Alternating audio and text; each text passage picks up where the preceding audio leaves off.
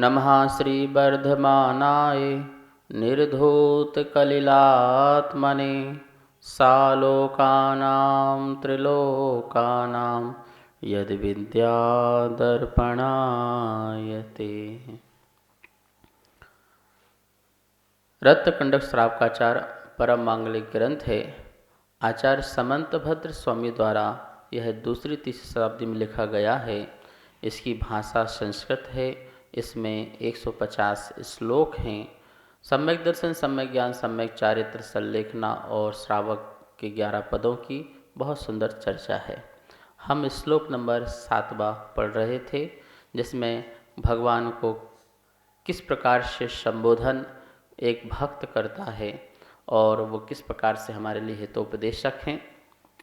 तो श्लोक आपको पता ही है। परमेष्टि परम ज्योति विरागो विमलः कृति सर्वज्ञो नादि मध्यांतः सार्वा शास्तो पलाल्यते। हमने देखा था परमेष्टि किसे कहते हैं, परम ज्योति, विरागी और विमल और कृति, इन सभी नामों का सार्थक अर्थ भी समझा था। अब है सर्वज्ञ। भगवान क्या हैं? सर्वज्ञ हैं। सर्वज्ञ का अर्थ क्या होता है? सर्वज्ञ, सर्व मतलब सब और ज्ञा मतलब जानना। सर्व को जानना, सबको जानना, सभी पदार्थों को जानना, उनकी अतीत अनागत की अनंत पर्यायों को भी जानना, वर्तमान की भी जानना, एक समय में जानना, वो सर्वज्ञ कहलाते हैं। अल्प ज्ञानी परमात्मा नहीं हो सकता। छद्म ज्ञानी परमात्मा नहीं हो सकता। जिसको इंद्रिय ज्ञान है वो परमात्मा नहीं हो सकता। जो आँख से देखे वो परमात्मा नहीं हो सकता। जो मात्र कान का सुन करके ही जाने वो परमात्मा नहीं हो सकता है। ऐसा परमात्मा नहीं। परमात्मा वह है जो सर्व को जानता हो, सर्व को देखता हो। देखिए, सामान्य जो मनुष्य हैं या प्राणी हैं वो इंद्रियों के माध्यम से ही जान पाते हो, देख पाते हैं। तो इंद्रियां होंगी तो जानेंगे, इंद्रियां होंगी तो देखेंगे, नहीं होगी तो फिर वो जानना देखना उनका उतना नहीं होगा। इंद्रियों के माध्यम जैसा होता है, जैसे मान लो किसी की आँख खराब हो गई, तो आँख खराब हो गई तो जो बाहर जो दिखना चाहिए वो नहीं दिखेगा, ठीक है। वैसे उनका देखना स्वभाव बंद नहीं हो जाएगा, ठीक है ना। आँख बंद होने के बाद अंधेरा अंधेरा कुछ तो दिख रहा होगा ना, अंधेरा तो दिखना बंद नहीं हुआ, लेकिन जो सामने स्पष्ट वस्तुएं हैं वो दिखेंगी नहीं। जैसे अंधेरा कमरे में हो और आपसे पूछा जाए कि आपको क्या दिख रहा है, तो आप क्या बोलोगे? मुझे कुछ दिखाई नहीं दे रहा। अरे भैया कुछ नहीं, अंधेरा तो दिखाई दे रहा है ना, काला काला तो दिखाई दे रहा है ना, तो दिखना बंद नहीं हुआ, ठीक है ना। तो आँख खत्म हो गई आपकी, ये द्रव आँख खत्म हो गई, खराब हो गई, लेकिन फिर भी आपको अंदर से एक अंधेरा सा दिख रहा है, वो भी एक दिखना ही है। तो दिखना स्वभाव आत्मा का बंद नहीं हुआ, लेकिन आँख से जो देख सकते थे तो उसकी भी एक सीमा है। आप इस दीवार के पीछे नहीं देख पाओगे, उस घर के पीछे नहीं देख पाओगे, और दुनिया में क्या क्या चल रहा है वो नहीं देख पाओगे। जो सामने दिखेगा वही देख पाओगे। तो उसकी भी एक सीमा है, क्योंकि पराधीनता है। जैसे हम चश्मा लगाते हैं तो चश्मा से कितना देख पाते हैं? जितनी उसकी शक्ति है, नहीं होगी तो नहीं देख पाएंगे। तो इसी प्रकार से जो इंद्रियों के माध्यम से जानते हैं वो पराधीन ज्ञान होता है। इंद्रिय ज्ञान पराधीन ज्ञान है। तो ऐसा ज्ञान सर्व ज्ञान नहीं कहला सकता है। परमात्मा वह है जो इंद्रिय ज्ञान से, इंद्रियों के माध्यम से ज्ञान को, वस्तुओं को नहीं जानता हो, ठीक है ना। यद्यपि वो आत्मा के ज्ञान से, आत्मज्ञान से सर्व को जानता हो। जहाँ पर प्रत्यक्ष ज्ञान हो, परोक्ष ज्ञान न हो। परोक्ष ज्ञान में इंद्रिय सहायता मिलती है, प्रत्यक्ष ज्ञान में आत्मा से जाना जाता है और उसे किसी प्रकार की बाह्य द्रव्य इंद्रियों की आवश्यकताएं नहीं पड़ा करती हैं। वही सर्वज्ञ है। अवधि ज्ञानी, मनः परे ज्ञानी भी प्रत्यक्ष रूप से जानते हैं, लेकिन उनकी भी एक मर्यादा है, एक सीमा है जहाँ तक वो जान सकते हैं। लेकिन सर्वज्ञ भगवान है, सर्वधर्म पर्यायेषु केवलस्य। वो इस प्रकार का उनका जो ज्ञान होता है उसे सर्वज्ञ कहते हैं। अर्थात हमारे जो आप्त हैं, हमारे भगवान हैं, वो सर्वज्ञ हैं। दुनिया में ऐसे बहुत सारे लोग हैं जो कहते हैं हमारे भगवान, ये हमारे भगवान हैं, यदि आपके भगवान हैं तो बताइए वो सर्वज्ञ हैं कि नहीं, सर्वज्ञ हैं कि नहीं? तो बोले सर्वज्ञ हैं, वो तो त्रिलोकीनाथ हैं, वो तो पूरे सबको जानते हैं। तो बोले यदि सबको जानते हैं तो फिर वो भागते फिरते नज़र क्यों आते हैं? क्यों भागते फिरते नज़र आते हैं कि नहीं मैं इससे बचना है, ये कौन है, लोगों से पूछते हैं, ये कहाँ चला गया, ये पूछते हैं, तो फिर ये क्या है? तो इसका मतलब है कि वो सर्वज्ञ नहीं है। जिन्हें अपना वर्तमान ही पता ना हो वो किसी के भविष्य और अतीत को कैसे जान सकते हैं? लेकिन सर्वज्ञ भगवान जो हैं, सबको जानने वाले ऐसे परमेष्ठी भगवान होते हैं। फिर दूसरा और विशेषण दिया है अनादि मध्य अंतः। कैसे हैं? अनादि मध्य अंत हैं जो वो परमात्मा हैं, जो अनादि हैं, जो मध्य हैं और अंत, इस प्रकार की पदवी को धारण करने वाले परमात्मा कहलाते हैं। देखिए, आदि मध्य और अंत से रहित हों वो परमात्मा है। न आदि है, न मध्य है और न अंत है। ऐसा जो जानते हैं वो परमात्मा है। जैसे किसी जीव को द्रव्य की अपेक्षा से जाने तो ना उसका आदि, ना मध्य और ना अंत है। ठीक है ना? द्रव्य का कब आदि हुआ है, कब मध्य होगा, कब अंत होगा, ऐसा नहीं। द्रव्य को अनादि और जिसका कोई मध्य नहीं है और जिसका कोई अंत नहीं है, अनंत, जिसको बोलते हैं अनादि अनंत, अनादि अनंत, जिसका आदि नहीं और जिसका अंत नहीं। जैसे जीव में गुण हैं, ज्ञान गुण है, दर्शन गुण है, सुख गुण है, शक्ति गुण है। अब इसका कोई आदि है क्या? इसका अंत है? यदि बोलेंगे जीव में अब ज्ञान आया तो इसका मतलब आया तो इसका आदि हो जाएगा। अब ये ज्ञान समाप्त हो रहा है तो इसका अंत भी हो जाएगा? तो नहीं, जिसका आदि भी नहीं है और जिसका अंत भी नहीं है, ऐसे द्रव्य गुण को जानने वाले होते हैं। संसार में 6 द्रव्य हैं और 6 द्रव्य की उनके गुण हैं और उनकी पर्याय हैं। तो उन सब द्रव्य गुण पर्याय को कैसे जानते हैं? अनादि मध्य और अंत, मतलब आदि मध्य और अंत रहित जानते हैं। आदि मध्य और अंत रहित, किसी द्रव्य का आदि और किसी द्रव्य का अंत नहीं, किसी द्रव्य का मध्य मात्र नहीं और किसी द्रव्य का अंत मात्र नहीं। हर द्रव्य को अनंत रूप से जानते हैं, अनादि और अनंत रूप से जानते हैं। हर गुण को अनादि और अनंत रूप से जानते हैं। ऐसे परमात्मा हैं। तो हम परमात्मा को बोल सकते हैं कि हे परमात्मा, आप जो हैं अनादि मध्य अंत हैं, अर्थात आदि मध्य अंत से रहित हैं। ऐसे हमारे परमात्मा होते हैं। फिर दिया है सारवः। सारवः मतलब क्या है?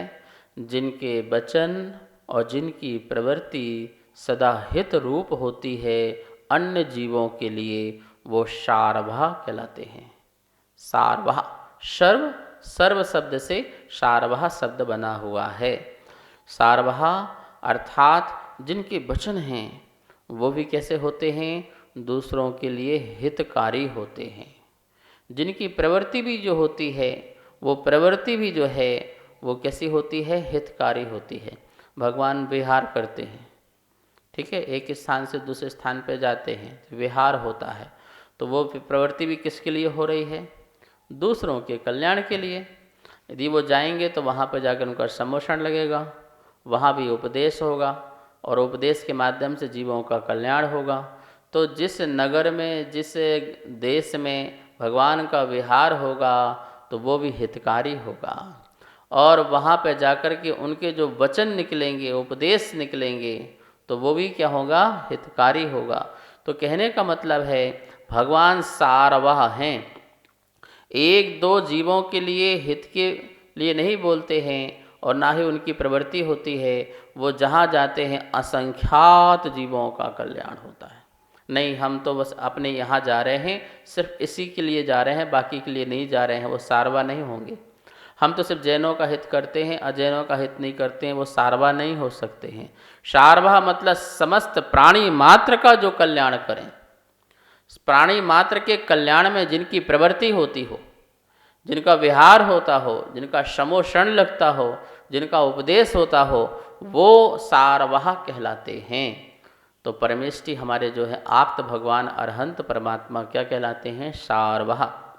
देखिए उनके समोषण में त्रियंश भी आते हैं, हाथी, घोड़ा, बैल, शेर, जो भी पंच इंद्रिय जीव हैं वो जो चल सकते हैं, वहाँ पहुँच सकते हैं, ऐसे जीव भी वहाँ पर आके अपना आत्म कल्याण करते हैं। वहाँ पर वैंतर देव भी आते हैं, वहाँ ज्योतिष देव भी आते हैं, वहाँ भवनवासी देव भी आते हैं, वहाँ वैमानिक देव भी आते हैं, वो उनका भी कल्याण होता है। वहाँ पर मनुष्य भी आते हैं, श्रावक भी आते हैं, वहाँ पर मुनि भी आते हैं, उनका भी कल्याण होता है। वहाँ महिला आती है, स्त्री आती है, आर्का आती है, और छुल्लिकाएँ आती हैं, श्राविकाएँ आती हैं, उनका भी वहाँ कल्याण होता है।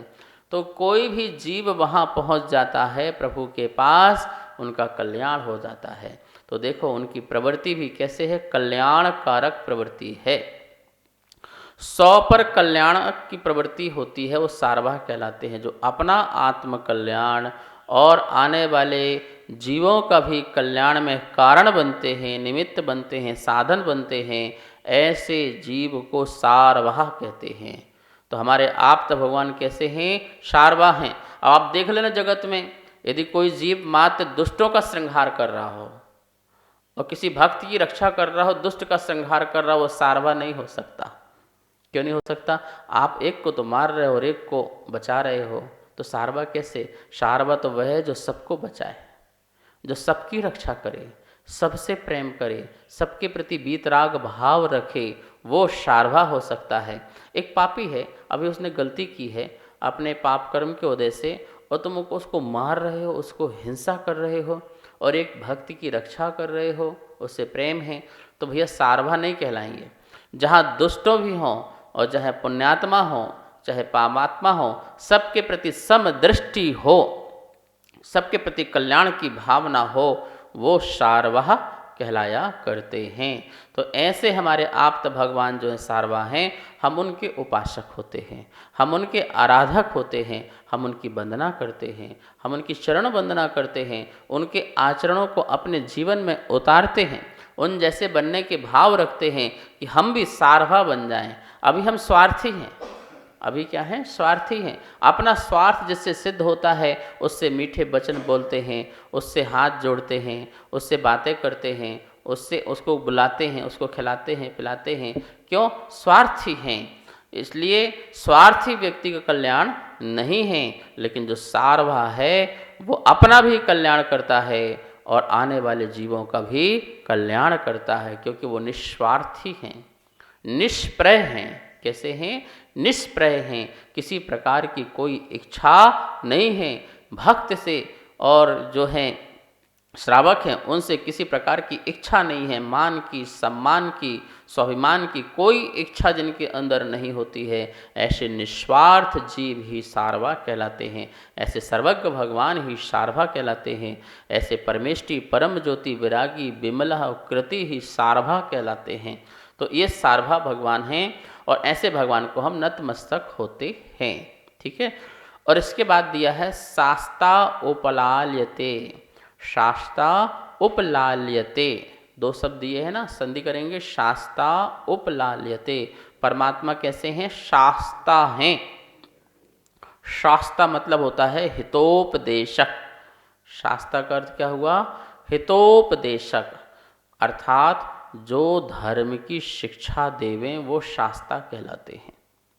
शास्ति इति शास्तः, शास्ति इति शास्तः, जो शिक्षा देवें वो शास्ता हैं। जो भव्य जीव हैं, निकट भव्य जीव हैं, उनको शिक्षा देवें। किसकी शिक्षा देवें? हित की शिक्षा देवें, उद्धार की शिक्षा देवें, आत्मकल्याण की शिक्षा देवें, परमात्मा होने की शिक्षा देवें, भगवान बनने की शिक्षा देवें, जो सुखी होने की शिक्षा देवें, उत्तम पद में विराजमान होने की शिक्षा देवें, जो संसार से निकाल कर के सिद्ध होने की शिक्षा देवें, जो नर से नारायण बनने की शिक्षा देवें, जो पशु से परमेश्वर हो जाने की शिक्षा देवें, जो दुखों से निकाल कर के उत्तम सुख में बिठा दें, ऐसी शिक्षा देवें, वो शास्ता कहलाते हैं। वो कौन कहलाते हैं? शास्ता कहलाते हैं। तो बनिए शिष्य। शिष्य होगा वही शास्ता को ग्रहण कर पाएगा। हितोपदेशक, हित का उपदेश देने वाले शास्ता और हित को उपदेश को ग्रहण करने वाला वो शिष्य कहलाता है। शिष्य और शास्ता में क्या फर्क है? शिष्य जो शिष्ट हो, शिष्य जो शिष्ट हो, जो हित का उपदेश सुनने के लिए सदा ही तैयार रहे, तत्पर रहे, वह शिष्य होता है। जो हर पल अपने आत्म कल्याण करना चाहता है और प्रभु का उपदेश सुनने के लिए ललायत होता रहता है, वो शिष्य होता है। और वही शिष्य को शिक्षा जिससे मिलती है वो शास्ता कहलाते हैं, अर्थात हितोपदेशक। समोषण में बैठने वाला प्रत्येक जीव भव्य है, प्रत्येक जीव भव्य है और वो शिष्य है, क्योंकि वो आत्म कल्याण के लिए तत्पर है, बिल्कुल तत्पर है, तैयार है कि मेरा आत्म कल्याण हो। कब प्रभु की वाणी खिरे?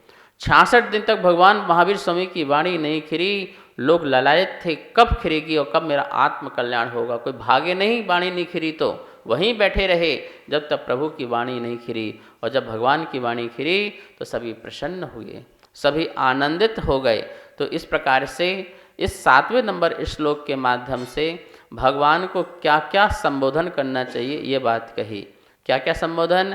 हे प्रभु आप परमेष्टि हो, हे प्रभु आप परम ज्योति हो, हे प्रभु आप विरागी हो, हे प्रभु आप विमल हो, हे प्रभु आप कृति हो, हे प्रभु आप सर्वज्ञ हो, हे प्रभु आप अनादि मध्य अंत हो, हे प्रभु आप सारवा हो, हे प्रभु आप शास्ता हो। इन समस्त शब्दों के साथ संबोधन आचार्य समंत भट्ट स्वामी जो हैं अपने आप्त के लिए कर रहे हैं, अपने परमात्मा के लिए कर रहे हैं। हम सब लोग भी ऐसी भक्ति करें जैसे समंत भट्ट स्वामी इस श्लोकों के माध्यम से उनकी भक्ति भी हो रही है और प्रभु का स्वरूप भी बता रहे हैं कि ऐसे ही परमात्मा को हमें मानना है, जानना है और स्वीकार करना है, जिससे हमारा सम्यक दर्शन जो है होगा, जिससे सम्यक दर्शन होगा और आत्म कल्याण भी होगा। समय हो चुका है, आइए माँ जनवाणी की स्तुति करते हैं। जा वाणी के ज्ञान से सूझे लोकालो, सो वाणी मस्तक धरूं सदा देत हों धो। हे जनवाणी भारती तो हे जपो दिन रेन, जो तेरी सरना धरे सो पावे सुख चैन। सबको बहुत बहुत मंगल आशीर्वाद।